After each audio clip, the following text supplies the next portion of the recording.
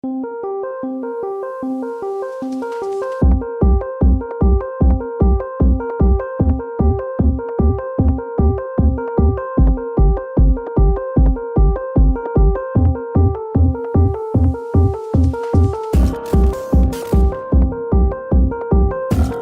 a darle la palabra a nuestro amigo José Francisco, que está en Colombia, en Bogotá, para hablarnos de otro país que en ciertas similitudes, semejanza o una cierta comparación se parece con México, y sobre todo por esta variable tan presente que es el tema del narcotráfico. Uno como productor de él, el otro como consumidor y de lugar de paso de la droga hacia Estados Unidos. Y cumplen papeles y roles bastante significativos en aquello. Y tienen grados de violencia muy semejantes.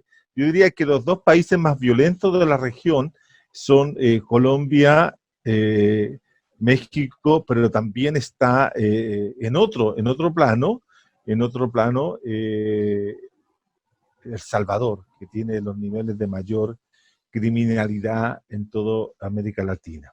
Bueno, dejamos entonces ahora a nuestro amigo José Francisco para que escuchemos sobre Colombia. Bueno, muchas gracias, Carlos, por la presentación, no lo veo, por la invitación. También para Leonardo, por la generosidad de seguir animando estos espacios importantes en lo académico, pero también creo que más importantes en lo político. Así que para todos, buenas noches. Mi nombre es José Francisco Puello. Estoy saludándolos desde Bogotá. Tengo una presentación que de pronto puede ser útil, sobre todo para el dinamismo de la charla y para presentar lo que yo llamaría un bosquejo sobre algunos aspectos del caso colombiano, que entre otras cosas ya Juan Carlos anticipó. Si alguien me avisa si la están viendo, el patrón, inhabilito. Leonardo, ¿me puedes habilitar para compartir pantalla? Sí, o sea, estás habilitado. Puedes compartirla si es que está... Me aparece el anfitrión inhabilitó la función de compartir la pantalla. Déjame ver. Déjame ver acá. Yo te veo habilitado, pero espérame un poquito. Espérame un chiquitito. Bueno, mientras vamos solucionando el tema, entonces les decía que es para hacer una caracterización sobre Colombia, que tiene unos antecedentes históricos, pero también unas realidades concretas en la coyuntura. Yo siempre digo que de alguna forma hay que hacer análisis no coyunturales de la coyuntura, porque siempre esa emergencia inédita de algunos acontecimientos, de algunas digamos, realidades a veces no permiten ver fenómenos, podríamos decirlo, de más largo plazo, que yo creo que son a los cuales apuntaríamos, no solamente para hacer diagnósticos, sino por intentar que los diagnósticos no se queden simplemente en un conocimiento, sino estén siempre vertidos para la acción. ¿Será que? A ver. ¿Puedes hacerlo ahora? No. Vaya, bueno, porque acá lo veo como habilitado. Bueno, si no podemos en un par de minutos, no, me parece el anfitrión inhabilitó la función de compartir las pantallas de los participantes. No sé si sea... ¿Eres el anfitrión? Sí. Lo que pasa es que yo te habilité y no sé por qué no... Bueno, no importa, me parecía que de pronto la presentación podría ayudar, pero la podemos oralizar. Sí. Entonces, habíamos básicamente propuesto un título en términos también de lo que hablaba Juan Carlos en el título preliminar, yo le puse la paz armada, entre comillas, Colombia en los tiempos de las cóleras y del coronavirus. Y en esa medida, muy esquemático y, repito, es más que sea un esquema de formas, me parece que viene bien que digamos que, para ser breve, habremos de omitir varias cosas.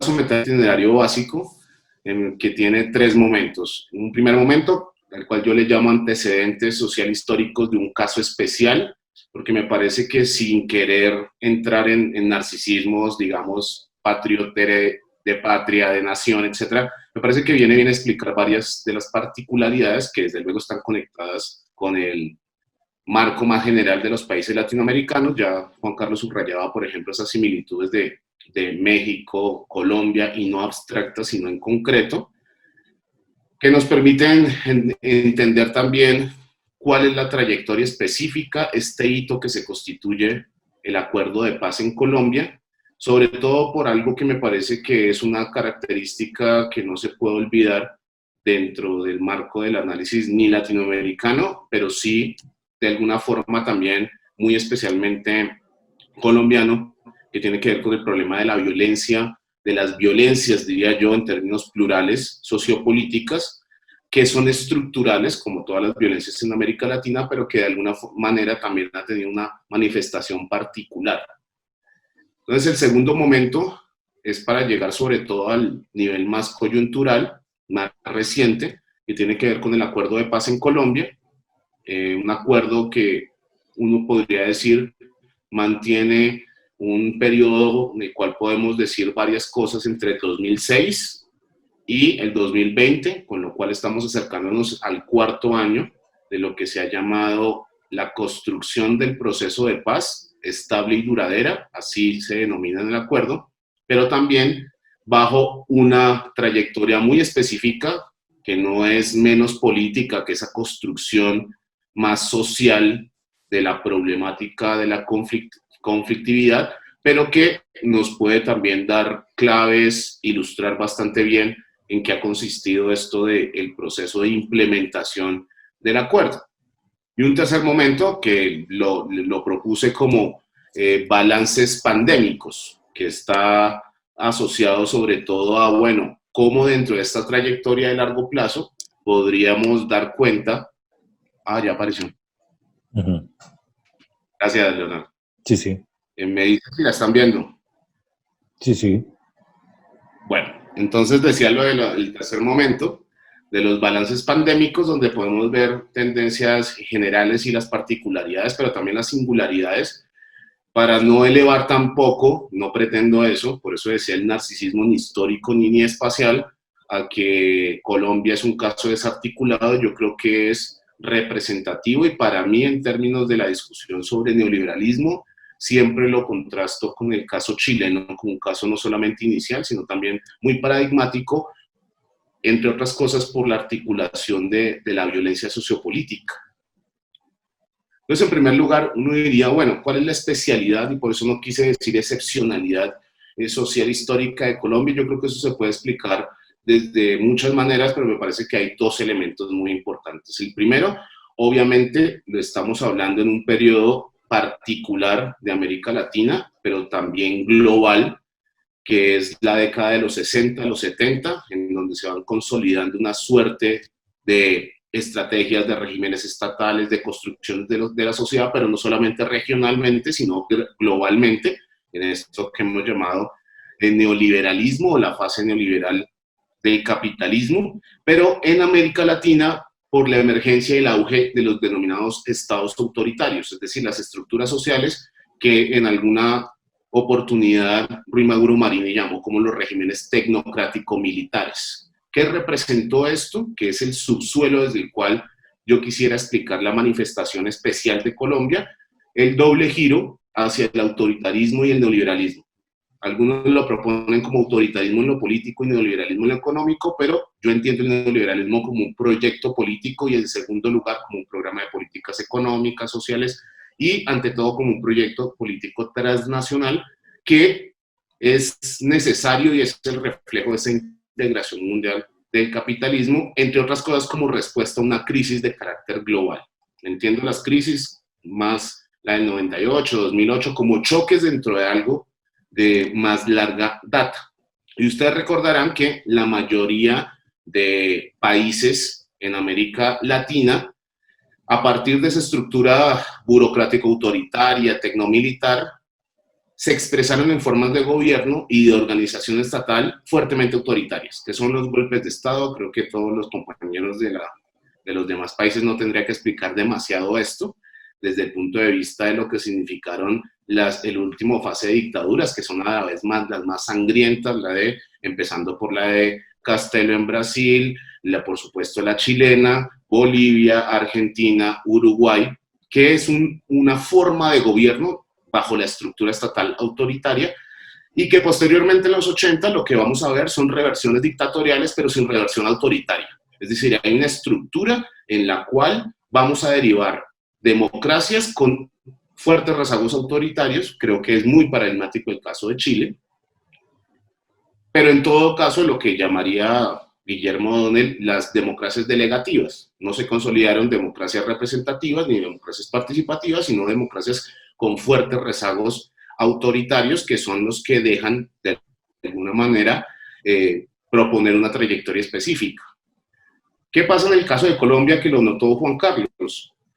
Colombia aparecía como un caso excepcional frente a ese péndulo de autoritarismos, idas y venidas, regresiones autoritarias, y aparecía como, y esto fue una frase que también se acuña para Costa Rica, pero para Colombia, como la democracia más antigua y más consolidada del continente, o del subcontinente, exceptuando Costa Rica y Canadá y los Estados Unidos. Este es un discurso que hay un par de estudios para el que quiera hacer un detalle de construcción, que tiene un lugar de enunciación, que se llaman los Estados Unidos, y más específicamente el Congreso de los Estados Unidos y el Pentágono. O sea, esa idea de que Colombia era la democracia más consolidada, la más antigua frente a las rupturas institucionales de los demás países, es un relato que fue comprado en Colombia, no solamente por las élites, sino también por sectores de la academia, y en esa medida también jugaba un papel clave desde el punto de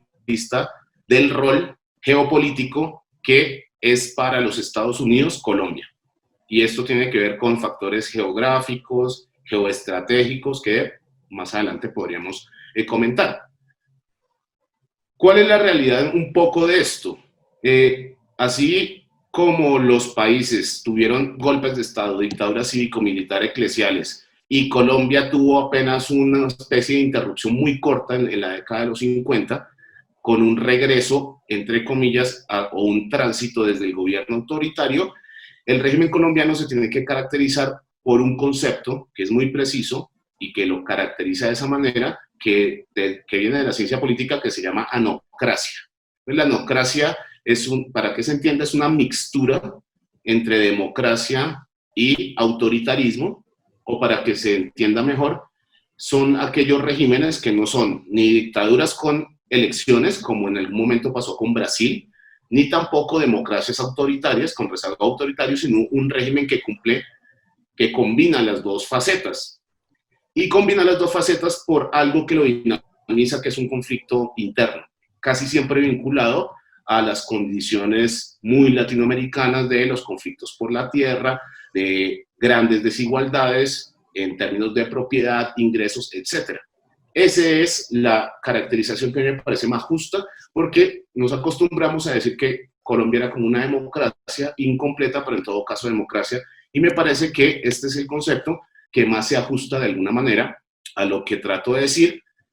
Precisamente los regímenes en medio de guerras civiles que mantienen instituciones democráticas, pero solo nominalmente, formalmente, como por ejemplo el Parlamento, con eso logran gestionar distintos procesos de alienación y de cooptación de sectores de la propiedad de la sociedad, pero en todo caso se construye desde el ejercicio autoritario en lo político y se materializa como si fuera una dictadura.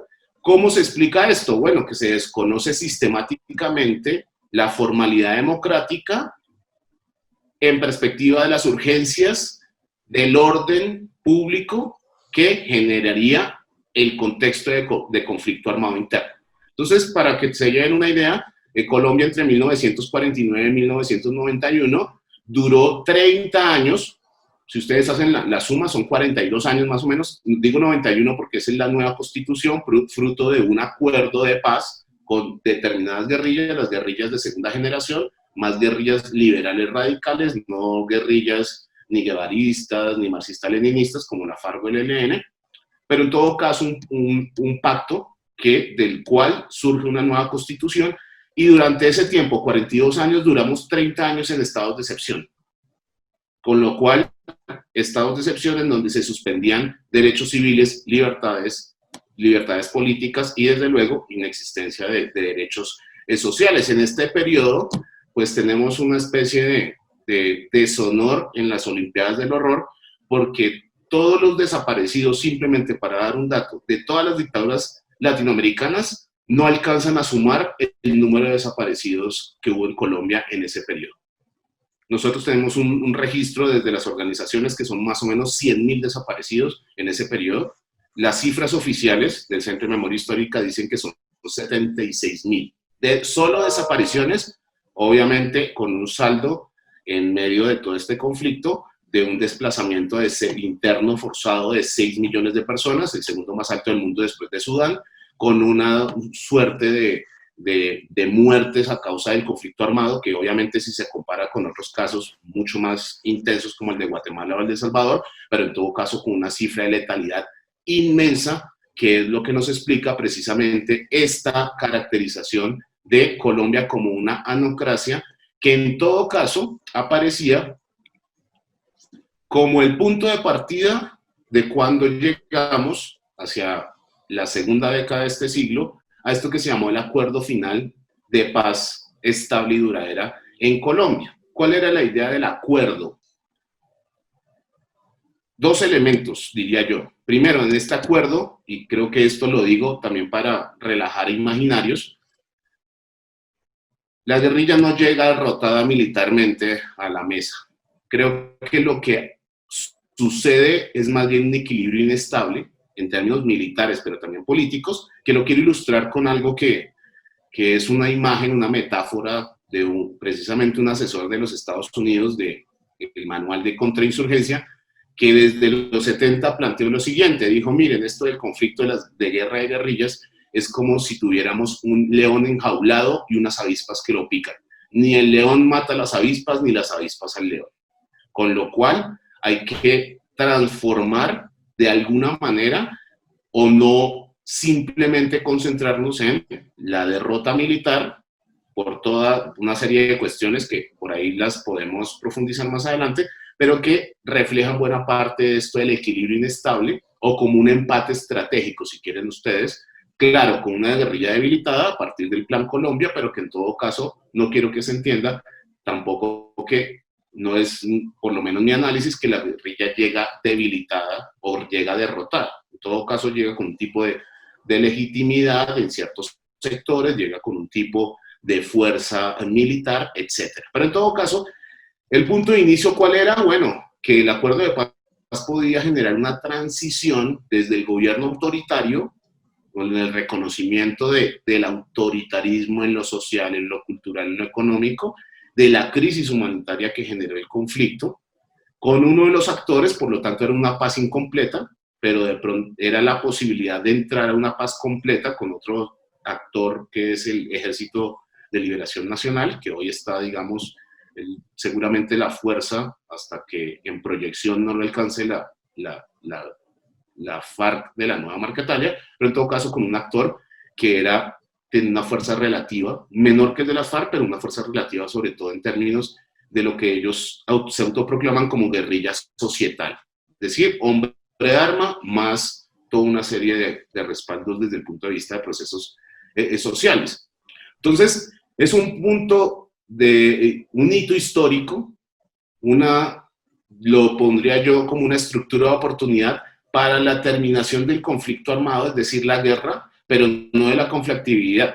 Creo que eso siempre estuvo claro desde el punto de vista de la mesa, que era una manera de silenciar los fusiles para entrar en la discusión política. De ninguna manera se entiende el acuerdo, porque es un acuerdo que pretende, y así se refleja en el texto, generar unas bases mínimas, pero que también, digo yo, no hay que entenderlo solamente como el texto.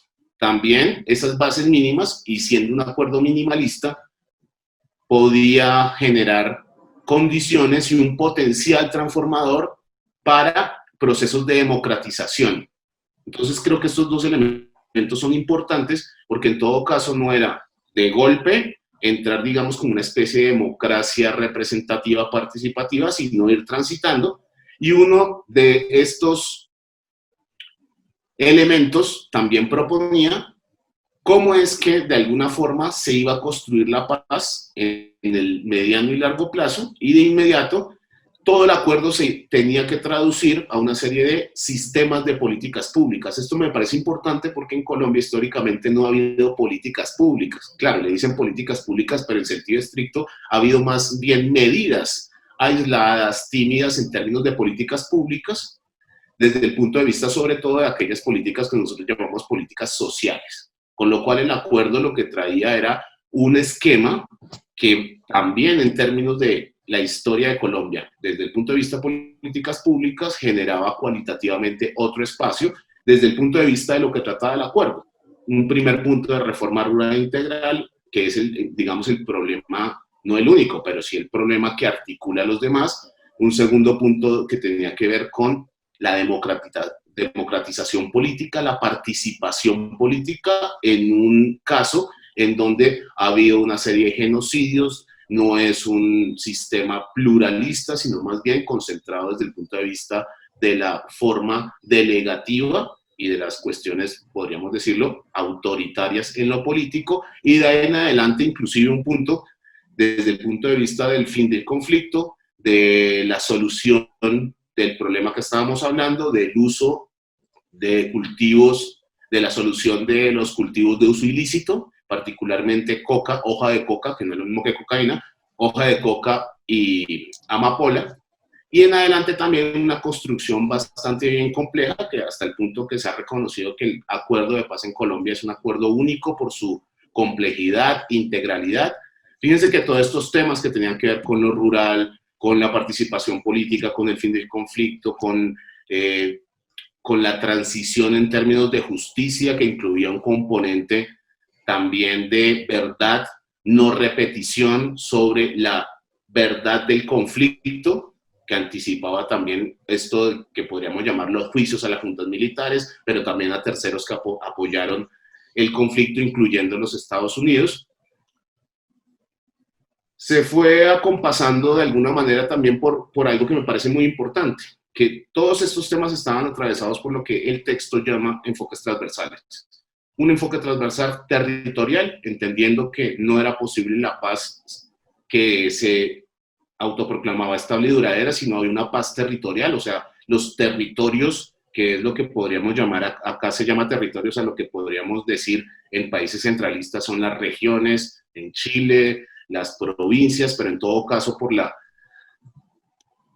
característica centralizadora histórica de Colombia son territorios donde la institucionalidad no llega sino en la forma militar, ninguna estructura o infraestructura desde el punto de vista de construcción de bienestar o de buen vivir, que fue uno de los tópicos que también se incluyeron en el acuerdo.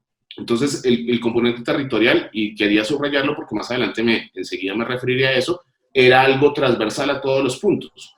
El segundo enfoque transversal tiene que ver con una cuestión étnica, en el reconocimiento no solamente, que creo que es muy importante, en que en general Latinoamérica, pero en particular Colombia, una sociedad pluriétnica, multicultural, pero también con un reconocimiento potencial de la multisocietalidad, es decir, no solamente una diversidad desde el punto de vista de dimensiones, sino también de las construcciones mismas en términos de formas de gobierno, formas de autogobierno, y no solamente referidas a lo campesino, sino una multiplicidad de fenómenos desde el punto de vista social, y me parece que eso era un punto clave que desentrañaba, pero también desataba las cuestiones del conflicto. Y el tercer enfoque, un enfoque de género, que yo creo que se amarraban sobre algo que insistió mucho el texto está por internet para los que quieran leerlo. Insistía mucho en el carácter participativo de esa construcción en términos de políticas públicas. Entonces, claro, este es un texto que fue como una nueva constitución, por lo menos en la letra, y en lo que se acordó, bastante completo, bastante pertinente y relevante frente al contexto de Colombia, no solamente en la coyuntura, sino también visto históricamente. ¿Qué ha pasado en términos de esas fases de la construcción de la paz? Pues en un primer momento, ustedes ya lo saben, la firma del acuerdo, cuando llegan al cierre de la mesa de negociaciones, también de concertaciones. ¿Por qué diferencio esto? Porque hay cosas del acuerdo que parecerían estar en contradicción, pero que son frutos de la concertación, es decir, puntos en donde no hubo acuerdo y se metieron, digamos, casi las dos perspectivas. Pongo el ejemplo. Por ejemplo, se habla de desarrollo, que fue la visión más del gobierno Santos, y buen vivir, que fue la visión más de la contraparte. Se firma el acuerdo y por los mecanismos a los cuales estaba sujeto, tenía que ser objeto de refrendación mediante un plebiscito. Ese plebiscito, como ustedes lo saben, ganó el no. Los resultados son los que ustedes pueden ver en pantalla. Esa era la pregunta: ¿apoya el acuerdo final para la terminación del conflicto? Aquí yo diría tres cosas muy rápidamente. Primero, que hay que marcar que esto de el no gana por un porcentaje ínfimo frente a la votación del sí, pero además con una alta abstención electoral. Otra de las características de la nocracia o del régimen anocrático tenía que ver con esos niveles de participación. Desde todo el siglo XX, el promedio de abstención en Colombia, en donde no hay votación obligatoria o voto obligatorio, ha sido 53% durante un siglo en promedio. O sea, con picos, con algunos altibajos, pero en todo caso se ha ubicado en cifras superiores al 50% de lo que se llama el potencial habilitado de votos. Acá, como ustedes pueden ver, la abstención fue una abstención muy alta, pero esto yo creo que debe estar adosado por otra cuestión, y es que el sistema electoral colombiano, y yo sé que a veces el sistema electoral de cada país uno le da durísimo, pero en particular el sistema electoral colombiano, no solamente en función de ese régimen anocrático, es un sistema que no se caracteriza por elecciones limpias ni por elecciones pluralistas. O sea, es un sistema que históricamente ha tenido, no lo digo yo, lo dice la misión de observación electoral, ha sido catalogado casi que en cada elección, porque cumple institucionalmente los calendarios, pero las elecciones no son limpias, con altos niveles de corrupción, con lo cual esto del escenario del plebiscito estuvo adosado por dos cuestiones. Primero, un manejo y una manipulación en el cual el gobierno Santos yo creo que no hizo lo suficiente para poder generar una pedagogía en términos de lo que significaba el acuerdo en adelante, pero por otro lado con sospechas, y no solamente sospechas sino indicios y en algunos casos pruebas de que hubo corrupción electoral, como sucede normalmente en varias elecciones. Entonces lo digo para que veamos el contexto. También a veces se propone como que la sociedad colombiana le dijo no a la paz, y yo creo que eso hay que entrar en relativismo para poder dar cuenta del diagnóstico. Entonces decía eso, cuando gana el no, el mecanismo constitucional es que se seguía adelante con el acuerdo de paz, pero lo que generó es que las coaliciones de ultraderecha, que eran las que, y particularmente para que se hagan una idea, Centro Democrático, que es el partido del uribismo, que había gobernado durante 8 años, es el partido que hereda el Plan Colombia, es el partido de la seguridad democrática, es un periodo funesto para Colombia en términos de derechos humanos, para resumirlo, hay un libro que se llama El embrujo autoritario, gobierno de Álvaro Uribe Vélez 2002-2010. Entonces digamos que se exacerbaron no solamente las lógicas de la nocracia colombiana, en términos también del neoliberalismo, sino también el potencial autoritario en esos 10 años. Es el gobierno que sucede, el primer gobierno de Santos, con una línea de continuidad, pero que rompe en términos del acuerdo, dado que la visión del uribismo era la derrota militar de las FARC, por lo menos en la retórica, y con eso se pudo reelegir 2 veces, y ese es un punto de desacuerdo. En los demás puntos no hay desacuerdo, porque entre otras cosas Santos, por ejemplo, se sentó en la mesa diciendo que no estaba en juego el modelo económico. O sea, el acuerdo no podía modificar ni plantear reformas en términos del modelo económico, que como ustedes saben, nosotros somos uno de los casos, así como ni siquiera de matiz, de gran continuidad de gobiernos con un proyecto neoliberal y con una política económica neoliberal. Entonces, ese escenario, ¿qué fue lo que generó? Generó modificaciones a lo que ya se había acordado, y modificaciones, yo digo, en aspectos sustanciales del primer acuerdo. Llegamos a ese punto, 2016, y yo creo que uno podría calificar la implementación en adelante en 3 fases características. La primera, un pequeño lapso de tiempo en donde la implementación, y hablamos acá del proceso de implementación, traducido a políticas públicas, no termina siendo fiel al acuerdo, pero termina proponiendo ya un acuerdo minimalista que se incumple, entra en problemas, y sobre todo por la lógica que se había planteado, pero digamos que se había propuesto una traducción en términos de políticas públicas que no reflejaba el acuerdo en aspectos fundamentales, sobre todo en la financiación de todos estos puntos, todas las políticas públicas, planes, programas, sobre todo un punto fundamental que es la reforma rural integral. Pero en todo caso podríamos decir un dinamismo sobre todo al nivel de la producción normativa, no tanto de la implementación de políticas públicas. Esa es una fase dinámica en donde el punto del fin del conflicto, yo diría, tuvo una aceleración característica, pero también gracias a que el fin del conflicto incluía toda una serie de cuestiones desde el punto de vista de la contraparte, entrega de armas, el de iniciar procesos de reincorporación. Esa fase se le acaba el dinamismo, y lo voy a proponer de esta manera: se le acaba el dinamismo el día 180 más D, que es el día que las FARC entregan las armas, terminan de entregar las armas. Entramos en una fase que ya en el mismo gobierno Santos, en donde el dinamismo se va perdiendo, pero se empiezan a ver de manera más esquemática y más frecuente lo que podríamos llamar los primeros incumplimientos. Entonces, para retomar, el acuerdo de paz, una traducción en políticas públicas, desfinanciado, pero en todo caso con unos arreglos que respondían erráticamente al acuerdo, y de ahí en adelante un incumplimiento ya de todas las reformas que tuvo el acuerdo y los ajustes, un incumplimiento ya de algo que se llamó el Plan Marco de Implementación, con lo cual ahí tenemos ya una distorsión cada vez más profunda en términos de lo que significaba ya la implementación del acuerdo, no tanto el texto.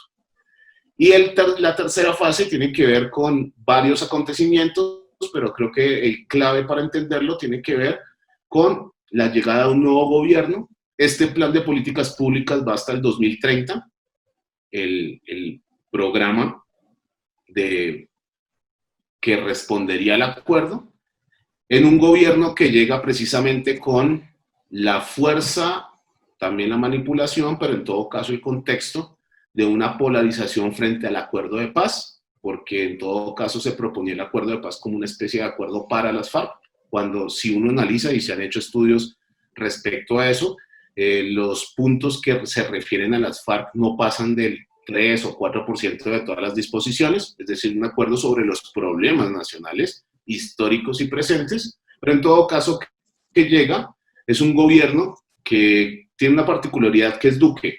Duque viene del santismo, pero es la figura del uribismo. Entonces se plantea como una continuidad muy fuerte, desde muchos matices, pero con un discurso: vamos a hacer trizas los acuerdos si llegamos al gobierno, Llegan al gobierno, pero no tienen la suficiente fuerza ni social, ni política, ni legislativa para poder hacer trizas el acuerdo, y la salida es el desconocimiento vía simulación del acuerdo. Para que se entienda, el discurso de Duque es decir, estamos cumpliendo el acuerdo, pero no lo están cumpliendo, y están como proponiendo nombres de programas que están en el acuerdo, pero que no se reflejan en él. Lo más diciente de esto es, por ejemplo, que el acuerdo se ha venido sustituyendo por algo que se llama paz con legalidad, que es las antípodas de lo que se planteaba, por ejemplo, en términos de reforma rural integral. Entonces voy a poner un ejemplo, había una visión territorial de lo que significaba tanto el desarrollo como el buen vivir. Esta visión es una visión municipal, había antes una visión regional por la diversidad de territorio, étnico, de muchas configuraciones sociales. Esta es una visión homogénea que se plantea desde lo municipal. En el punto de la solución de cultivos de uso ilícito, el acuerdo planteaba, por ejemplo, erradicación voluntaria mediante acuerdos con campesinos. Este tiene una visión militarista.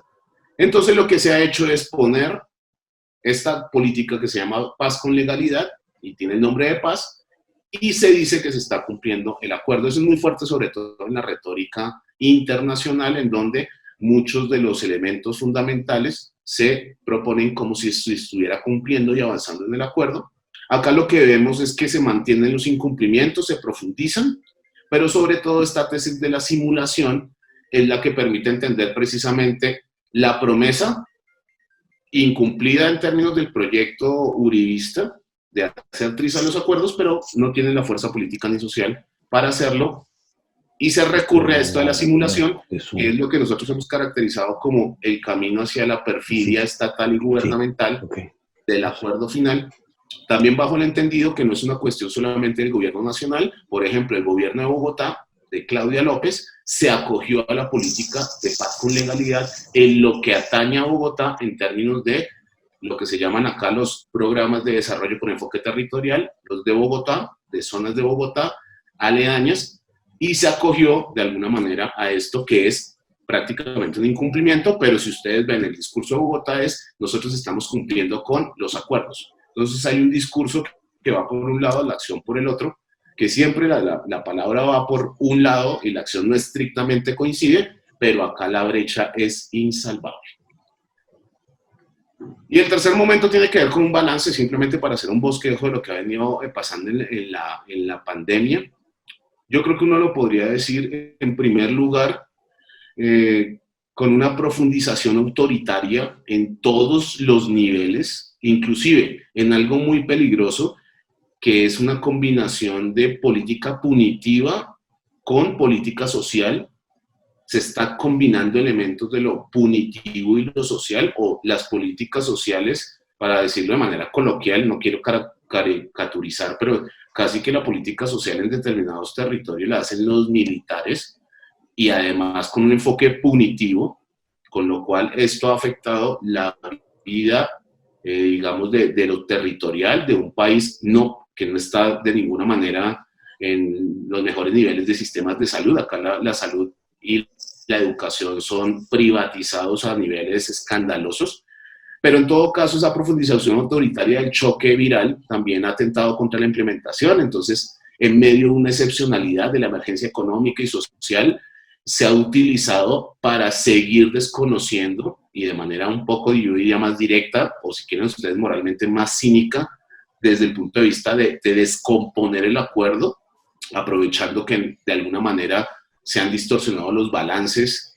y los contrapesos que mal que bien habían venido haciéndole seguimiento y monitoreo al acuerdo. Por ejemplo, el componente internacional, que de alguna forma también era de las explicaciones de por qué no hacer trizas los acuerdos, y ahí acá cito el discurso del Centro Democrático y de su candidato Duque, y otras consecuencias que van de suyo, porque acá el choque viral lo único que ha hecho es desnudar primero la crisis, como en todo a nivel mundial, pienso yo, a nivel del capitalismo neoliberal, una profunda crisis que no es de ahora, desde hace mucho tiempo, pero que se profundiza con mayor énfasis desde hace 10 años. O sea, íbamos a crisis sí o no, pero obviamente este choque potencia, y potencia sobre todo las contradicciones. A mí siempre me gusta, cuando hablo de esto, citar este informe sobre un discurso que se ha instalado mucho en términos de que se ha instalado a nivel nacional y a nivel distrital de Bogotá,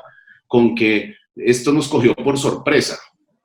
Y hay una serie de informes que, si uno los reconstruye, inclusive de 2008, de la Agencia de Inteligencia Nacional, digo, no es el especulador del Partido Comunista de Kuala Lumpur, sino del Centro de Inteligencia Nacional Americano, en donde tienen un capítulo en tendencias globales hacia 2025 dedicado a pandemia, como una posibilidad cada vez mayor, pero además está este informe de la OMS y el Banco Mundial, digo, no podía ser sospechoso cuando salió, de la inminencia en términos de lo que significaba una pandemia como la que tenemos, ya no como una probabilidad, sino como una amenaza real concreta. Y terminaban en esta selección, terminaban con algo que me parece muy característico, pero también muy ilustrativo. Decía, el mundo no está preparado. Y yo creo que hay que añadirle, como decía un amigo, no solamente es que el mundo no estaba preparado, el capitalismo no estaba preparado para una situación como esta. Entonces, esto ha sido el discurso de no estábamos preparados, ha brillado más la improvisación sistemática, que tiene que ver con la historia. Acá, repito, no hay sistemas de políticas públicas y mucho menos en términos de la salud. Y yo llamo que ha sido una combinación entre lo medieval y lo neoliberal. Lo medieval porque dijeron, manden a todos a sus casas, entonces sálvese cada quien como pueda y quien pueda. Por otro lado, una especie de salvataje a los pobres, que es una serie de garantías insuficientes. Acá le llamaron, por ejemplo, ingreso solidario, lo tratan de pasar como una renta básica universal, cuando, para que tengan ustedes una imagen, son, yo creo que menos de $50 para hacer la conversión, que representa un séptimo de una canasta básica mínima, vital, o sea, para que alguien se alimente con las kilocalorías, calorías mínimas para vivir, respirar, etc. O sea, no es una canasta básica amplia, es un séptimo, lo presentan como renta básica, lo justifican con esto de no haber estado preparados, que es una cuestión sorpresiva. Entonces combinan esto de no tener garantías e intentar al principio una cuarentena muy más o menos rígida, después una flexibilización que está asociada a todas las presiones a las cuales están sometidos tanto Duque como López, porque estamos en un país, esto se pasa a nivel mundial, pero acá yo creo que pasa más, que está capturado por el capital financiero en todos los órdenes. Entonces, de alguna manera también lo que vemos es el contraste de una suerte de medidas tímidas, más bien medievales, en la lógica de clase, desde luego, y por otro lado, unos ingentes recursos que se han ido transfiriendo, por eso les digo yo el Robin Hood al revés, mediante un negacionismo de la crisis, pero a su vez, ingentes recursos al capital financiero, de manera directa a los bancos, en lo que se ha llamado la liquidez. Ahí voy a decirles en pesos, pero es para que se entienda más o menos los porcentajes, pero han dicho que son más o menos 11 puntos del PIB que se están destinando, después alrededor de 21 billones de pesos colombianos, de los cuales solo se ha ejecutado 3 y casi que la mitad han ido a la liquidez, y por otro lado al sector salud, pero con una particularidad. Acá el sector salud está privatizado y los que manejan las lógicas y dinámicas del sector salud se llaman las entidades prestadoras de salud, que fue algo que muy amablemente heredamos de la dictadura pinochetista y de Piñera, porque nosotros acogimos casi que calcado el modelo chileno. Entonces las entidades prestadoras de salud no son intermediadoras, o sea, su negocio no está en prestar los servicios, está en especular en términos del negocio, con lo cual, directa o indirectamente, casi todos los recursos se han ido hacia sector financiero, hay que decirlo de manera muy descarnada. De hecho, en esto de no estamos preparados, estamos improvisando.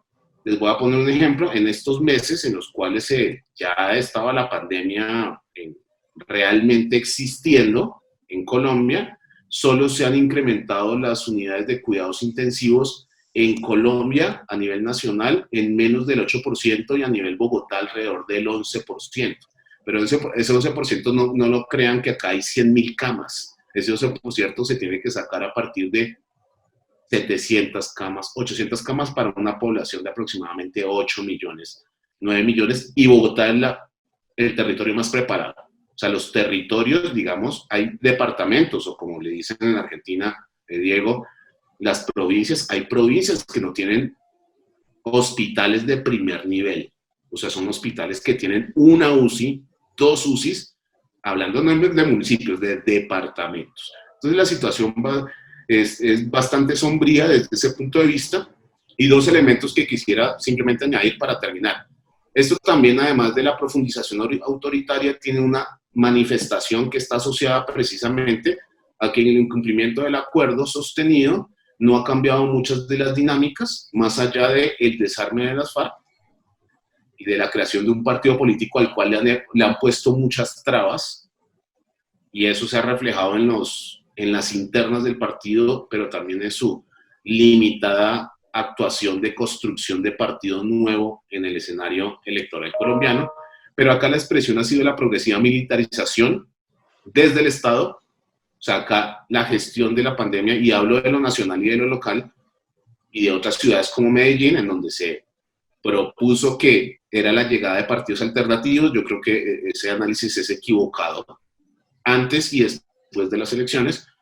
Ejemplos: esta política de paz con legalidad que tiene un enfoque militarista. Entonces ahí lo que uno ve no son profesores, médicos, sino es militares en zonas que han sido y que así las privilegió el acuerdo, aproximadamente 170 zonas que habían combinado 2 cosas: pobreza, inatención estatal, y una tercera, que habían sido víctimas del conflicto con mayor intensidad que otras zonas. Entonces se priorizaron esas.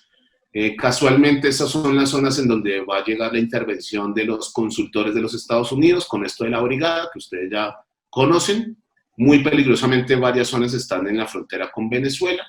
Esos son los territorios en donde se dice se tendrían que hacer programas de desarrollo con enfoque territorial. También zonas donde se deberían hacer pactos, porque son zonas de cultivo de hoja de coca, no necesariamente de procesamiento de cocaína.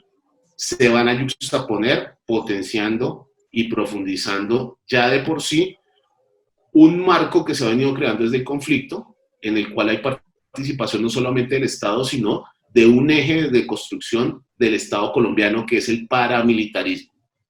Acá el paramilitarismo no ha sido una rueda suelta, sino, y esto lo digo, no, digamos, ya ni siquiera de la discusión teórica. O sea, acá la discusión es ya de sentencias judiciales, de una conflagración del Estado con estructuras paramilitares particularmente asociadas a intereses latifundistas, y esto ha generado una crisis humanitaria de elevadas proporciones. Ahí me toca corregir a Juanca, que dijo más o menos 200.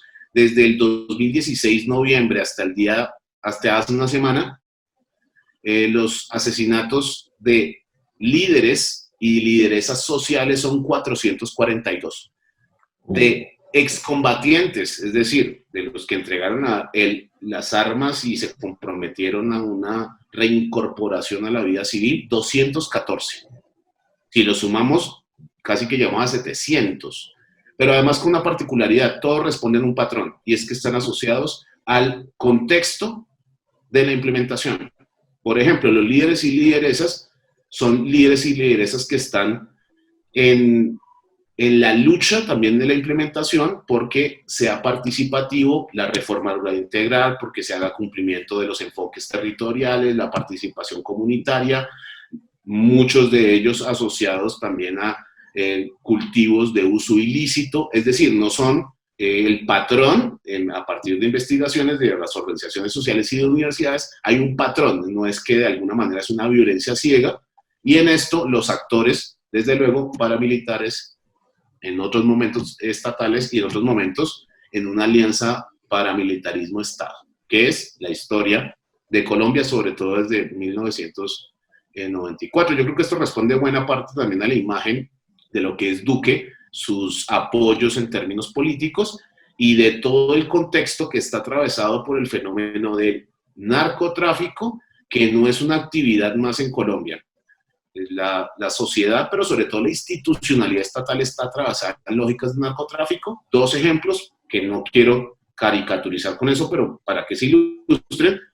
Las elecciones hoy de Duque están puestas en duda porque supuestamente hubo fraude, pero hubo fraude con compra de votos por parte de narcotraficantes, de estructuras narcotraficantes, que son los que apoyan el escenario de corrupción electoral. La vicepresidenta está acusada de una suerte de vínculos y la primera imagen del Centro Democrático, que es Álvaro Uribe Vélez, pues ya no le cabe una denuncia más asociada con paramilitarismo, que está cruzado evidentemente con procesos de narcotráfico. Y por último, algo que no, seguramente cuando lo conversemos podemos llegar a visiones encontradas o desencontradas, pero no quería decirlo. Bueno, para no plantear solamente este diagnóstico que es más que sombrío, yo diría, intenté serlo más esquemático, pero también realista, de cuáles pueden ser las potenciales transformaciones. Yo creo que el acuerdo, más allá de una crisis de la implementación, de una especie de camino a la perfidia, también ha generado un impacto en lo cultural muy importante y en lo político, que plantea un potencial transformador más allá o menos acá de la implementación. Voy a poner un ejemplo.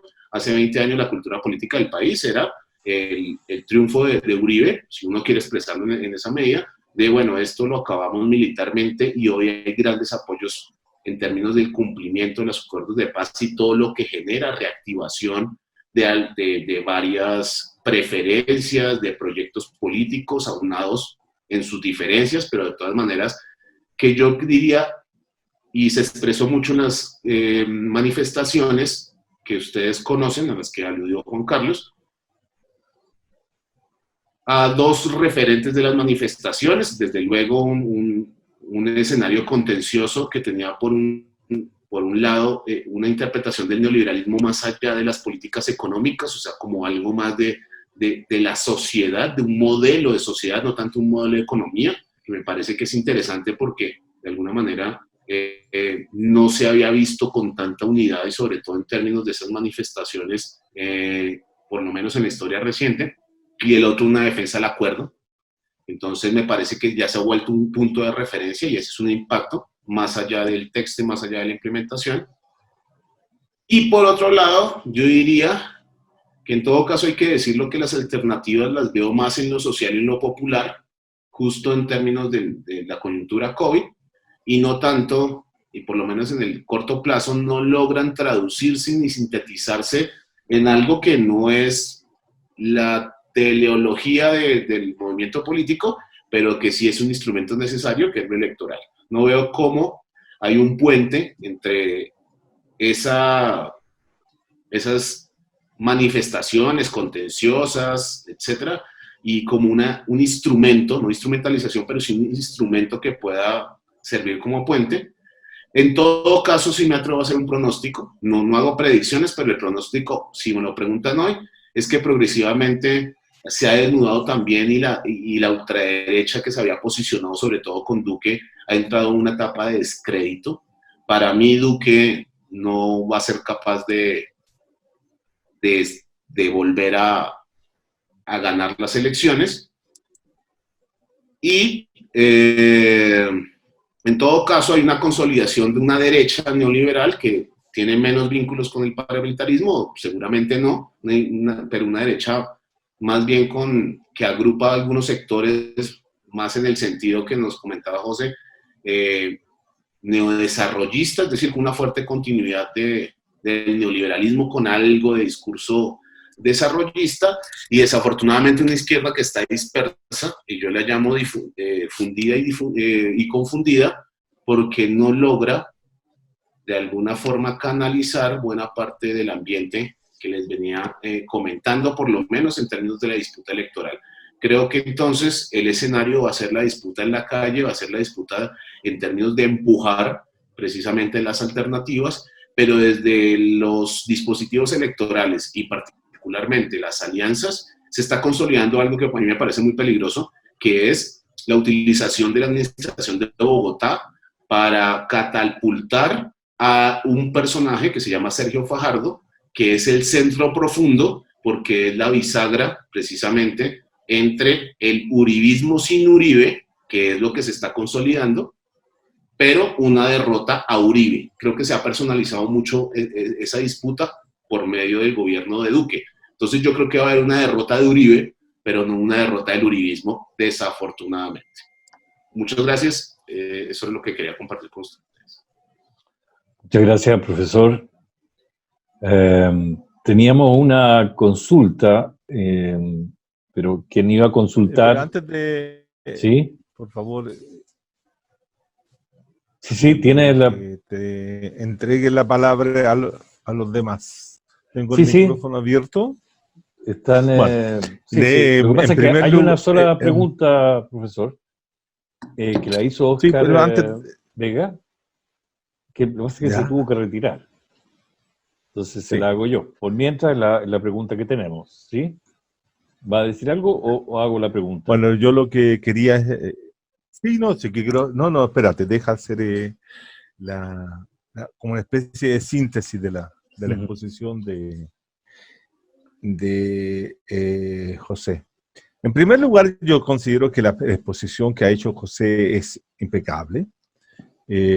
Nos congratulamos todos de poder escuchar una exposición sobre un caso muy complejo como el colombiano, que tiene distintas aristas, distintas entradas, distintas interpretaciones, pero creo que José no ha brindado la oportunidad de conocer muy bien o relativamente bien todo lo que tiene que ver con este intrincado momento de la paz y del acuerdo implementado entre el gobierno de Juan Manuel Santos y la FARC, ¿no?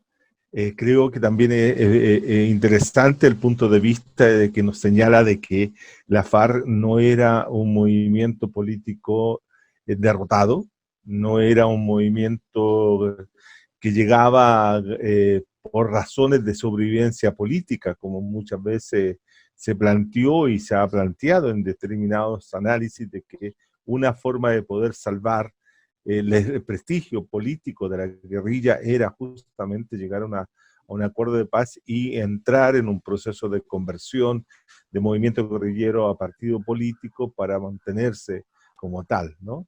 Creo que es un tema que es discutible también, dado los contextos de las décadas transcurridas, desde los años 60 hasta la fecha de la segunda década del siglo XX, ¿no? Habían sido 50 años de guerrilla, la más larga de todas las guerrillas latinoamericanas post-revolución cubana, pero que refleja un poco, ¿cierto?, también un cierto agotamiento de ese tipo de organización política, o sea, más allá de que no llegue derrotada, pero también tiene que ver con un agotamiento de eso y una cierta suerte de no poder seguir penetrando en la sociedad civil y lograr tener el concurso de la sociedad civil también colombiana hasta ese momento.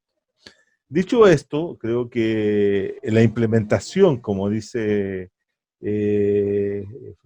José, ha sido también muy complejo, muy altamente conflictivo, tiene bemoles y dificultades que ya han sido evidenciadas por él, lo cual también deja entrever cuáles serían las conflictividades nuevas que podrían surgir en Colombia a partir del mismo hecho de paz. El hecho de paz crea una nueva coyuntura en la cual a lo largo del tiempo se va a transformar en una estructura y etcétera, ¿no?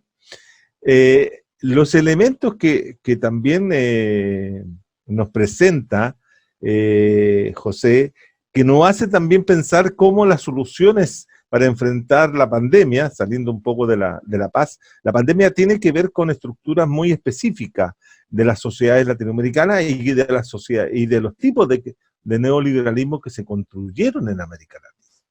Yo tengo la impresión de que uno siempre, y José trabaja y participa en un grupo de analistas del neoliberalismo de muchos años que llevan estudiando la forma como se implementó, se desarrolló y deviene el neoliberalismo en América Latina, que nos hace siempre pensar que no es posible hablar de una cierta uniformidad de neoliberalismo. Sin embargo, hay neoliberalismos más asentados en la región y otros neoliberalismos más nuevos, por decirlo así, o menos profundos, menos institucionalizados. Yo siempre he dicho que Chile, Colombia eran los dos países, las dos sociedades más neoliberales de la región, y donde compartían elementos muy comunes, ¿no?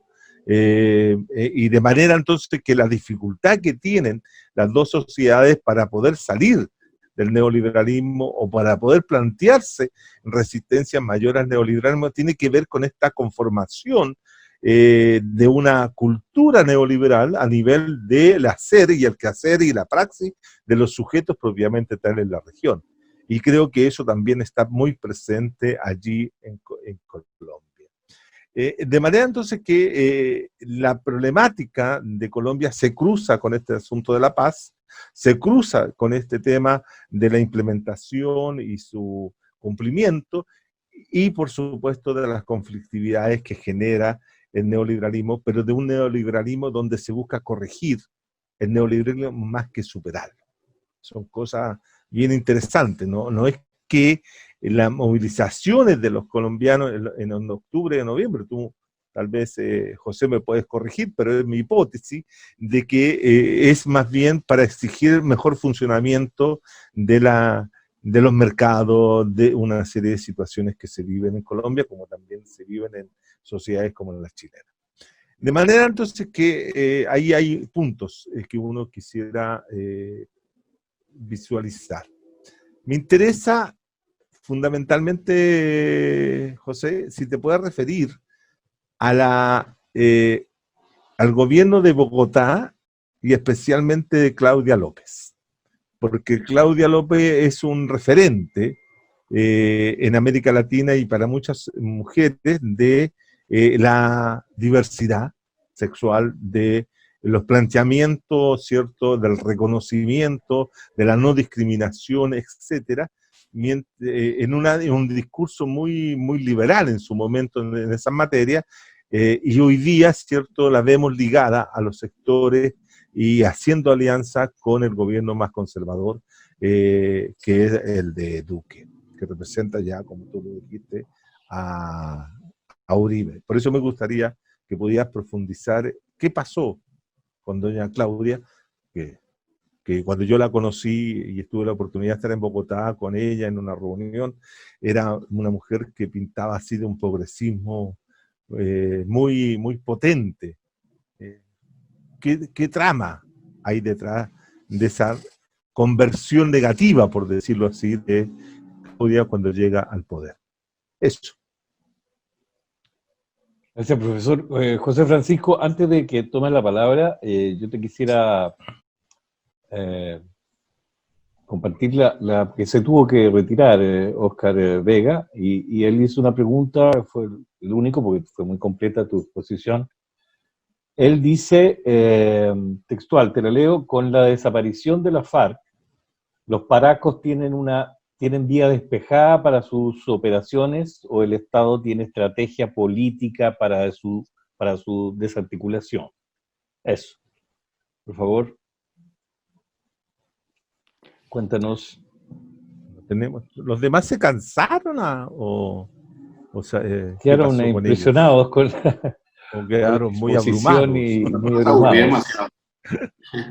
Bueno, dos temas. El primero, creo que son temas, como dice Juan Carlos, complejos, y a veces me da algo de pudor intentar simplificarlos tanto. Por eso a veces pongo ejemplos para que se imaginen cómo pueden ilustrar situaciones muy complejas. Pero definitivamente la FARC era como un Estado dentro del Estado. Por eso yo decía este carácter multisocietal, que incluye también organización de gobierno, construían carreteras. De hecho, hay una cifra en donde las carreteras terciarias, es decir, no las grandes carreteras, sino los municipios que no tenían conexión, la FARC había construido más carreteras que el Estado, históricamente. Entonces, fíjense que se comportaban como un Estado. Con lo cual, las FARC tampoco hay que, desde mi punto de vista, ni ninguna guerrilla hay que igualarlas al ejército. Una cuestión mucho más compleja. Hay una dimensión militar, desde luego, pero las guerrillas no hay que reducirlas a la cuestión estrictamente militar, sino que hay que complejizarlo también con la base social, etcétera, que está a veces no armada. Entonces lo digo como segundo punto porque a mí no me gusta mucho la tesis del vaciamiento, es decir, que cuando no está el Estado llegan como si el Estado fuera como una especie de vacío, entonces que alguien ocupa o no ocupa, sino ver que de todas maneras sí se generó una suerte de relación distinta, pero además porque desde la mitad de la presente década se ha reactivado en medio de los acuerdos, se reactivó por una u otras razones la producción de hoja de coca, por un lado por la crisis, sin alternativas para campesinado muy precario y muy pobre, pero también por algo que hablábamos con la profesora Fabiola, que ella lo comentaba, pero acá también estamos hermanados con México desde las organizaciones criminales. Y aquí hay presencia de cartel de Sinaloa en términos de rutas, trayectorias, y eso ha generado que los actores paramilitares puedan cambiar el tipo de relación, y la relación se cambia vía la mediación histórica de Colombia, que es la violencia armada letal. Entonces, más que imaginar lo que se va en la FARC y llega alguien, sí se cambiaron muchos tipos de relaciones, y hago un análisis, digamos, muy imparcial de la FARC, pero decía que cuando construía un Estado dentro del Estado, también tenía funciones ambientales, ley, con todo, y esto no lo analizo en términos morales, de bueno o malo, eso es lo que pasaba, y obviamente es como si un Estado que cumplía unas determinadas funciones ya no está más, y un Estado que nunca cumplió las funciones aparece con presencia, porque no quiere decir que haya ausencia estatal, no, aparece es una presencia militarizada del brazo coercitivo del Estado, que genera más conflictos en territorios que ya de por sí son conflictivos, pero además de un Estado que, y lo digo también para que a veces discuten mucho eso, porque no, es que eso es una tesis más peyorativa o más especulativa. Acá hay tesis como la de Acemoglu y Robinson, que nadie puede decir que, digamos, son marxistas o tienen una visión crítica sobre el mundo. Seguramente lo conocerán estos dos autores de ¿Por qué fracasan las naciones?, que hacen estudios sistemáticos. Robinson ha estado muy cerca de la asesoría de Santos en el acuerdo, en la confección del acuerdo. Ellos tienen una teoría contrainsurgente que está en el libro Los orígenes económicos de la dictadura y la democracia.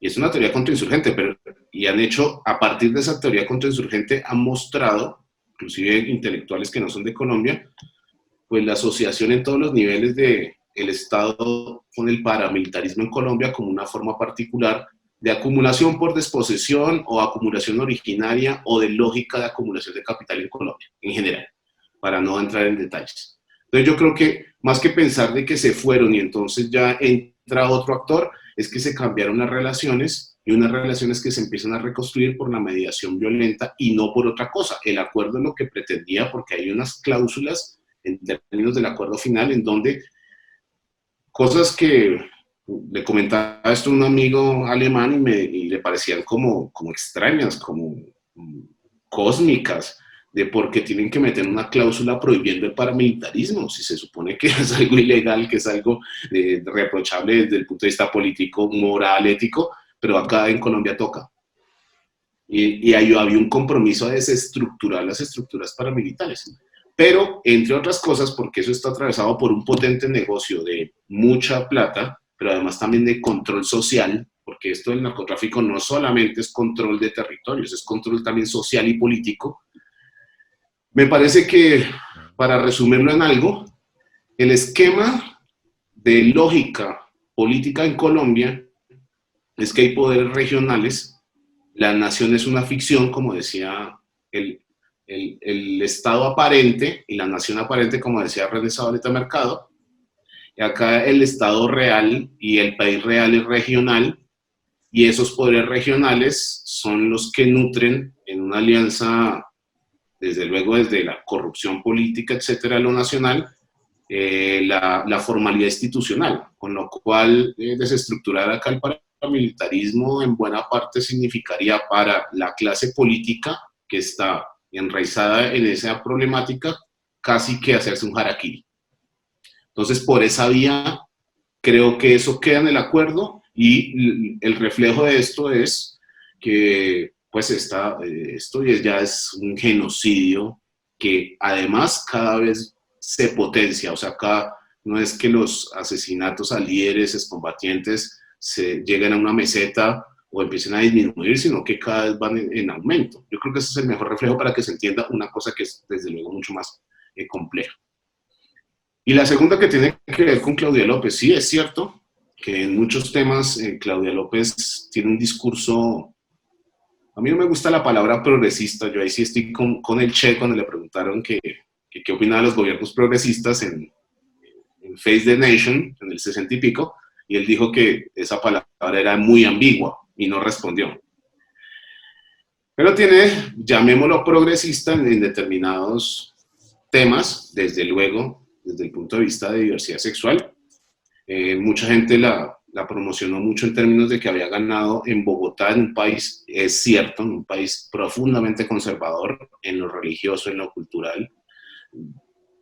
Digamos, fue inesperado eso, pero Bogotá, digamos, es una ciudad que es la que ha tenido más gobiernos de izquierda, o a la izquierda mejor. Yo diferencio la izquierda ahí en lo topológico y lo ontológico. O sea, hay gente que está a la izquierda de alguien, pero otra cosa es ser de izquierda en términos de un proyecto político bastante bien definido. Pero en otros temas, lo que se ha venido configurando alrededor, y siempre me gusta hablar, primero, que la gente hay que evaluarla por los hechos y no por lo que dice, y segundo, también por lo que personifica y no por lo que personaliza. Y si uno hace un pequeño recorrido de Claudia López obviamente viene una chica de sectores populares, ella se catapulta más desde un sector académico más de élites intelectuales. Entonces aparece con una imagen, y su incursión en la política, en todo caso, que fue la imagen menos visible, es de un sector del uribismo, que es el sector, podríamos decir, ético del uribismo, es decir, aquellos sectores que comparten un proyecto no tan extremista y además, sobre todo, es vinculado de algo que les parece, como es ético, que les parece poco ético y antimoral, que son dos temas: corrupción y paramilitarismo. Entonces ustedes ven, la producción de Claudia López es contra el paramilitarismo, denunciando a Uribe desde el punto de vista del paramilitarismo, pero un compromiso muy fuerte desde esa vertiente del uribismo ético neoliberal, que por la puerta trasera entra nuevamente el autoritarismo. Entonces, digamos que, y como todo el mundo lo tiene en términos de contradicciones, me parece que ese es el mejor reflejo. Entonces ella representa, de hecho yo a veces bromeo, pero esto lo digo no para caricaturizar, repito, yo a veces bromeo y digo que Claudia López es Peñalosa 3, es decir, el alcalde anterior del corazón del uribismo, pero obviamente uno no va a decir que Peñalosa tiene vínculos, porque en el uribismo hay como dos sectores sociales: un sector social que es fuertemente paramilitar porque viene de raíces sociales de latifundistas, pero también latifundio en términos de despojo sistemático paramilitar. Esa es como una parte.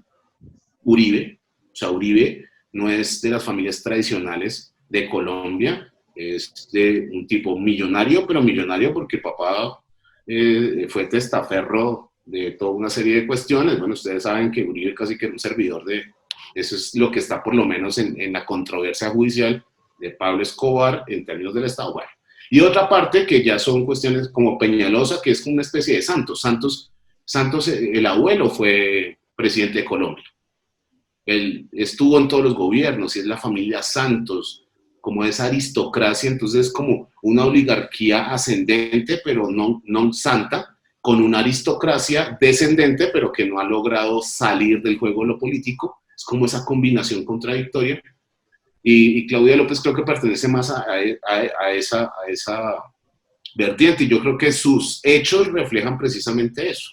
Reflejan, por ejemplo, hoy parecería que estuvieran en un contraste con Duque, pero en realidad en aspectos fundamentales, como por ejemplo este de la paz, que inclusive yo me equivoqué y pensé que de alguna manera la iban a empujar a que tuviera un enfrentamiento de una paz en Bogotá, que se hubiera sido muy importante para darle un impulso a esa implementación que venía siendo simulada, y no un plegamiento en modelo económico, modelo de la paz.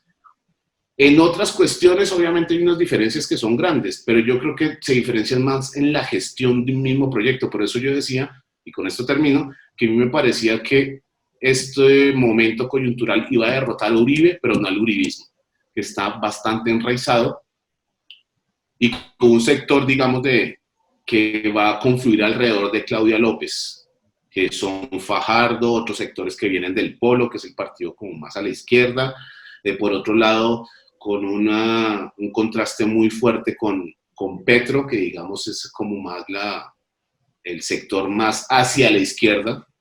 Yo todavía no considero que Petro sea de izquierda, pero sí el sector más hacia la izquierda, en medio de toda la ultraderecha.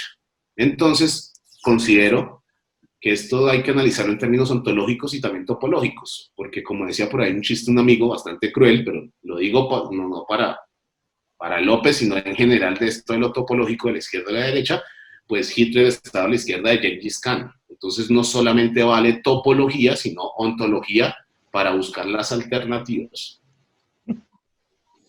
Gracias. Gracias, profesor.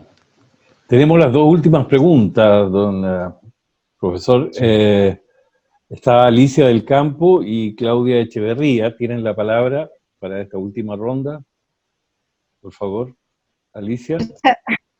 Yo no sé si vale la pena hacer esta pregunta porque después te fuiste por otro lado mucho más fascinante, pero a mí siempre me queda la duda de cómo, quería pedirte si podías profundizar un poquitito más con respecto a la cuestión del acuerdo de paz y luego la negación electoral, porque lo que yo veía en Colombia era un deseo de la mayoría de lograr la paz, ¿verdad? Pero después, ¿cómo se produce? Aparte que yo sentí que tú lo planteaste más como una especie de ausentismo electoral, pero hay otros factores que jugaron para que eso, a pesar de que el sentimiento de la mayoría, me parecía a mí, por lo menos mis experiencias allá con el teatro, etcétera, era muy fuerte hacia el acuerdo de paz y la reintegración, digamos, de lo social.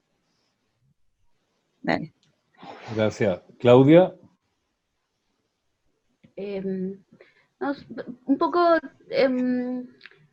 colgándome de lo que plantea el profesor Gómez Leighton, de que Chile y Colombia son los países más neoliberales de la región, un poco quizás comparar también cuál es la viabilidad de la existencia de la lucha guerrillera en términos políticos y militares, pensando en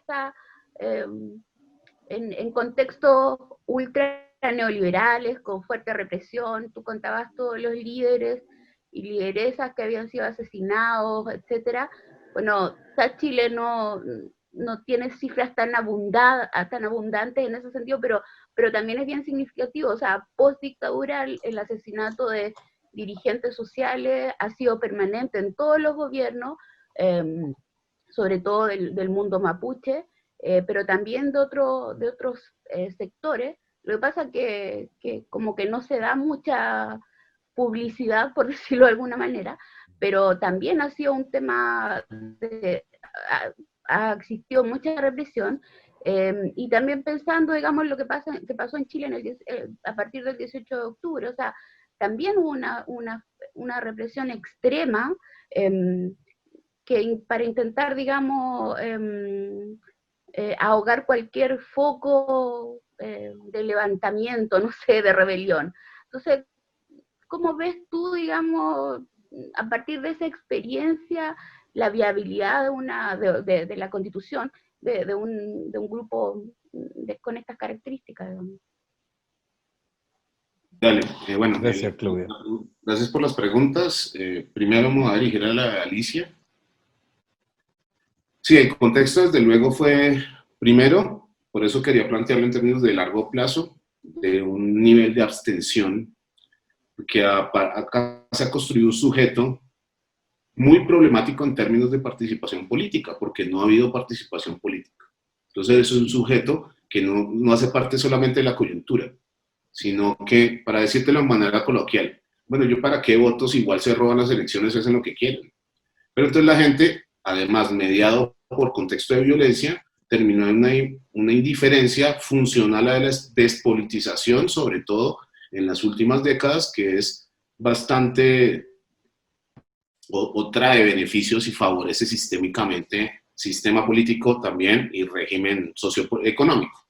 Entonces, digamos que por ese lado, lo de la abstención me parece que es un factor a considerar, porque además fue una abstención electoral alta, y lo digo sobre todo porque también había como una especie de narrativa. Es que la mitad de los colombianos dijo que sí, ganamos por la regla democrática de la elección de 50% más uno o de la mitad más uno, y si tú te paras a hacer los cálculos más finos en matemáticas, pues no es la mitad de los colombianos, ni porque ganaron por un poquito, además por el contexto que te conté, pero eso estuvo. Yo creo que se cometieron varios errores. Primero, no hay todavía inclusive entendimiento de lo que significa el acuerdo. Y te lo digo, te voy a poner un ejemplo. Yo soy profe de ciencia política en la universidad pública, en maestría. O sea, gente que debería haber leído eso, porque eso es un documento no para politólogos, sino era como una especie de constitución. Y hay gente que me ha confesado que no se lo ha leído. Te pongo un ejemplo mejor. Nosotros hemos hecho una especie de trabajos, los que quieran profundizar sobre el acuerdo, en el Centro de Pensamiento Político. Se llama así, CEPDIPO, lo pueden encontrar ahí. Hay libros, todo sobre la implementación, no muy aburridos porque son muy técnicos, porque toca entrar en la minucia de la financiación, de la política pública, el instrumento. Pero nosotros hemos entrevistado con directores del Departamento Nacional de Planeación, y varios de los equipos y asesores me han confesado que ellos no se han leído el acuerdo. O sea, fíjate eso, no le vas a pedir tú al hombre del común, a la mujer del común, léete un acuerdo que a veces puede resultar ininteligible. Entonces yo creo que faltó mucha pedagogía política. Creo que no se generó, esa refrendación tenía que darse de alguna forma, pero no en la forma de plebiscito. Creo que pudo haber un mecanismo mucho más verosímil, sabiendo el contexto de un régimen y un sistema político que tiene, algunos le dicen miedo al pueblo, pero tiene una resistencia sistémica al cambio impresionante. En eso está reforzada por lo que decía Juan Carlos, con el caso colombiano. Acá el neoliberalismo está en la Constitución. Acá, para darle alguna vuelta de tuerca al neoliberalismo, hay que reformar la Constitución en aspectos estructurales. O sea, una ley no vale porque va a ser una muy buena ley o un muy buen gobernante puede de pronto discutirlo, hacer pedagogía de resistencia, pero en términos concretos, la única forma de reversar el modelo socioeconómico y político acá es en esa disyuntiva, un poco lo que decía Claudia, para pasar a esa pregunta. Bueno, voy a terminar con una cosa. El contexto fue un contexto de manipulación mediática, porque hay que acordarse ya, eso del cuarto poder, yo no lo creo. Es que los medios de comunicación no son el cuarto poder, son el poder. En Colombia, los que detentan el poder social, económico, son los dueños de los medios de comunicación. Entonces no son alguien al servicio del poder, no, son la voz del poder. Hubo una manipulación mediática impresionante. Y yo creo que hasta bien estudiada, eso ya salió, digamos, a la luz, de sobornos, de mentiras, de utilizar todo el aparataje mediático de los grandes medios de comunicación, con una cultura política, como te decía, muy débil o muy permeable. Y en esa medida también se utilizaron cosas que atraviesan los estilos de las derechas latinoamericanas. Acá se dijo que el acuerdo estaba atravesado por una ideología de género, cuando era un enfoque transversal de género, y lo transformaron en un problema religioso, en un problema de aquí se le van a entregar el poder político a las FARC, se le va a entregar el país a las FARC, y en todo caso con una construcción también histórica. Acá el enfoque que no ha dejado de generar impactos es un enfoque contrainsurgente, no solamente en la práctica militar, sino desde el punto de vista de la práctica política. Con lo cual acá hubo una construcción también de la imagen de las FARC, que además es una imagen de una guerrilla muy alejada de los centros urbanos, o por lo menos con poco impacto desde el punto de vista de cualquier impacto que tú te pueda ocurrir, y la construcción poco a poco de una imagen. No digo que esa imagen sea absolutamente falsa, pero sí una construcción muy sistemática respecto a lo que significaba la FARC en particular y la guerrilla como insurgencia, porque este es un país, y Latinoamérica, acá hay unas insurgencias que transitaron las expresiones armadas, pero el problema no es tanto la expresión armada, sino el mismo concepto de insurgencia, de cómo se gestiona ese tipo de situaciones, y acá la insurgencia es, en versión contrainsurgente, aplastarla, o sea, ni siquiera cooptarla, y más en Colombia, creo que eso significan las dictaduras, etcétera, y de barrer con una generación, que eso fue lo que, o sea, lo de los desaparecidos es barrer con una generación también de insurgencia social, y de posibilidades de transformación, etcétera. Entonces acá ha sido muy violento eso, y ha significado, bueno, todo el panorama que más o menos te quería dibujar, con cosas, repito, y alguna vez lo hablamos con Juanca, de que yo me puse a sumar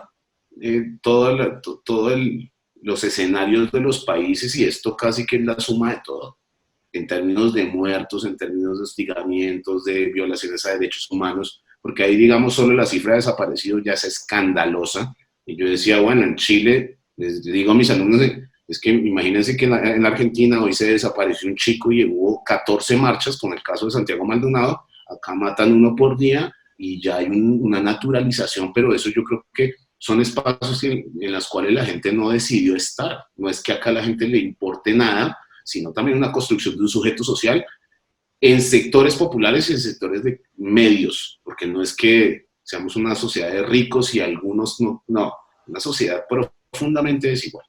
Entonces viene la otra parte, que no sé, es una pregunta muy compleja. Yo creo que, y esa aclaración que hizo Juan Carlos me parece que está muy bien. En todo caso, la guerrilla no entra rinconada, pero no entra, digamos, con una fuerza relativa como estaban en los anteriores acuerdos, con un poderío militar ascendente, un Estado quebrado. Más, yo alguna vez hablé con un personaje del ejército y me dijo, es que nosotros en 3 meses no teníamos les digo, al finales de los 90, dijo, es que el ejército colombiano 3 meses más y no tenemos un peso para una bala. Quebrado. La reingeniería, ¿cómo fue? Utilizar el acuerdo de paz para otro ciclo de guerra, Plan Colombia, etc. Bueno, entonces digo que en todo caso sí hay algo que cambia en la modalidad de guerra, porque la modalidad de guerra, y sobre todo si tienes el ejército más poderoso de la humanidad, de la historia de la humanidad, que son los Estados Unidos, la modalidad de guerra pasa por una guerra mucho más tecnológica, por una guerra de baja intensidad, por una guerra diferente, y por un desequilibrio que antes más o menos se mantenía, pero que ahora es insostenible. O sea, ¿cómo es que arrinconan, por ejemplo, a las FARC y al ELN? Bueno, a nosotros nos están sobrevolando 5 aviones, con la tecnología que ven todo, ubican y bombardeos. Entonces, ante eso, en eso yo creo que hay que tener en cuenta sobre todo esos cambios de tecnología que, por ejemplo, el ELN es una guerrilla que yo decía societal, se dicen ellos, porque lo plantean más como un ejercicio más societal, no armado, pero los contingentes del ELN tú los ves y parecen como Rambos, como películas. O sea, tienen 1000 cosas y son contingentes más pequeños, y son de impacto y de repliegue. O sea, ha cambiado la lógica de la guerra. Yo no sé, me parece que cuando se involucra toda esta tecnología en un ejército como el de los Estados Unidos, la posición geopolítica de Colombia y con todo lo que estamos viendo en términos geoestratégicos, y ese tipo de aventuras me parecen a veces bastante aventuradas, siguiendo la redundancia. porque el desequilibrio ya es insostenible desde ese punto de vista.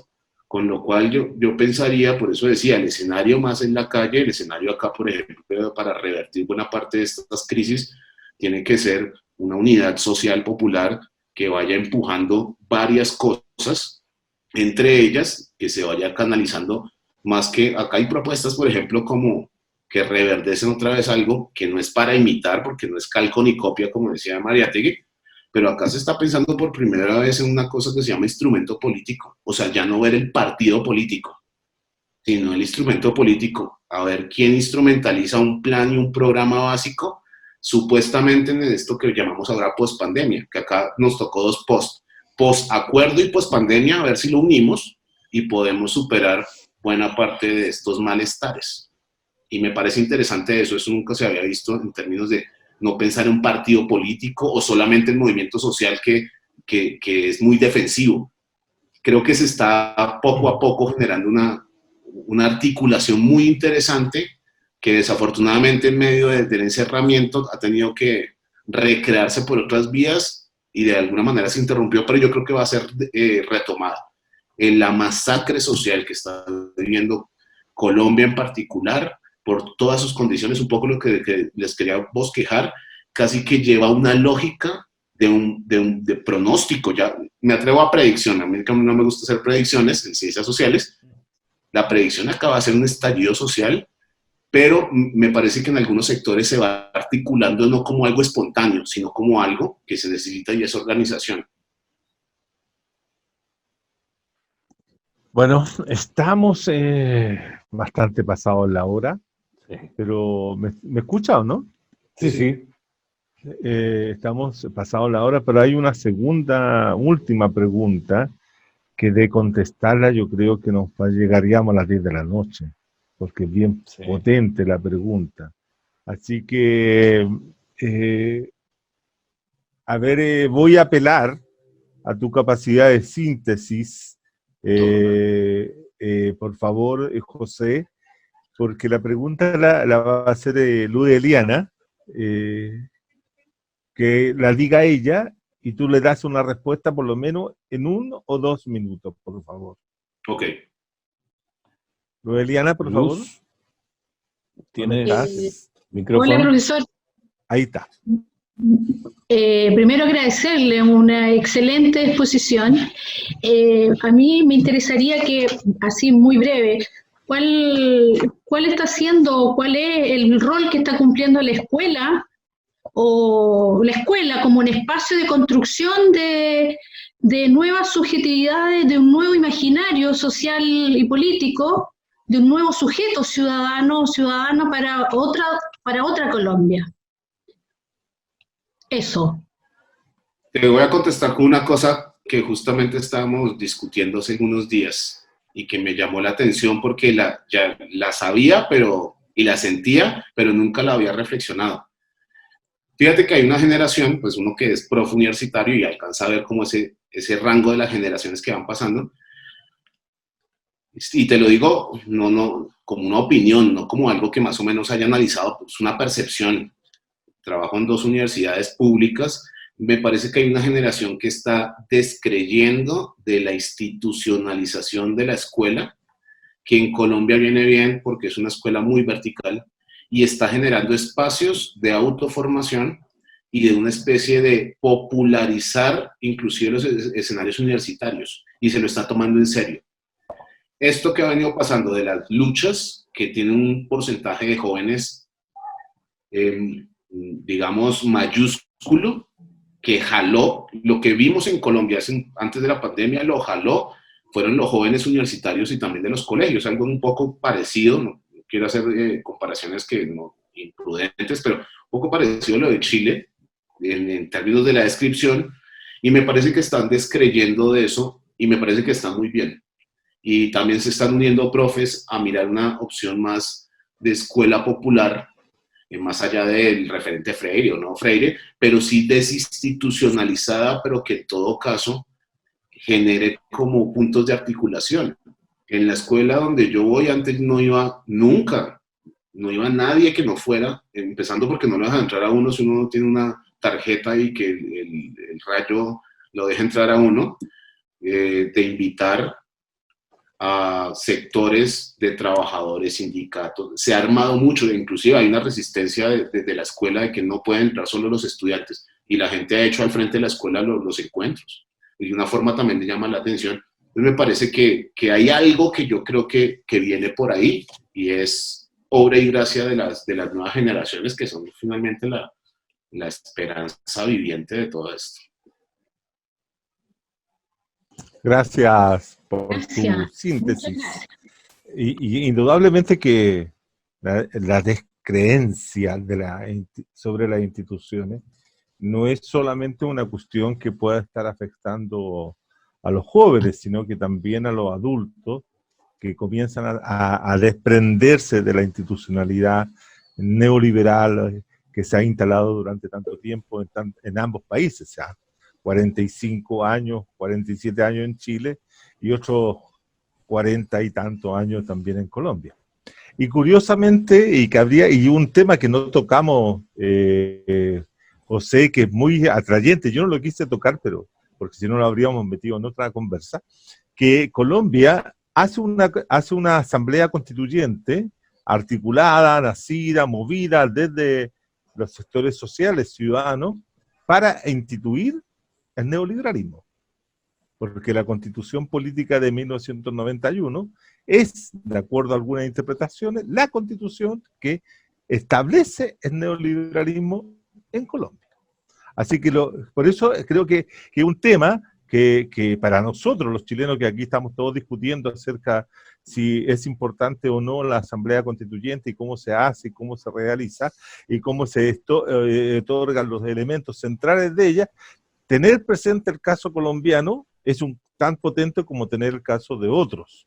Y por esa razón, y anticipo aquí una noticia, estamos pensando reactivar un diplomado que hace tiempo yo proyecté, un diplomado sobre proceso constituyente en América Latina, por este mismo espacio, así en adelante.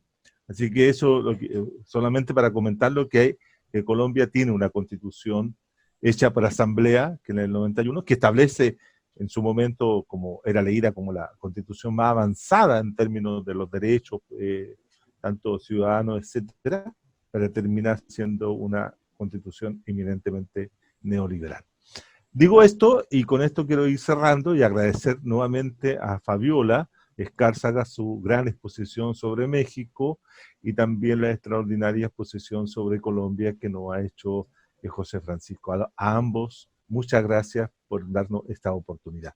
Y a todos los demás los quiero invitar fervientemente, como también a Fabiola y a Francisco, para el próximo jueves a las 18 horas, que vamos a entrar en un terreno escabroso, complejo, va a ser tal vez más discutido, con muchas opiniones, que es el caso chileno. Entonces ya terminaríamos el viaje por nuestra América Latina y entraríamos a esta isla que es Chile para discutir lo que está pasando con la política en época de pandemia o la política en etapa cuarentenada o de cuarentena. Así que todos cordialmente invitados, invitadas para el próximo jueves a las 18 horas. Muchas gracias a todos y nuevamente un abrazo con mucho afecto para José y para Fabiola. Gracias. Y para todos los demás. Gracias. Chao, chao. Muchas gracias a los profesores exponentes y les llegará la invitación, como siempre, antes del 2. Muchas gracias, que estén muy bien.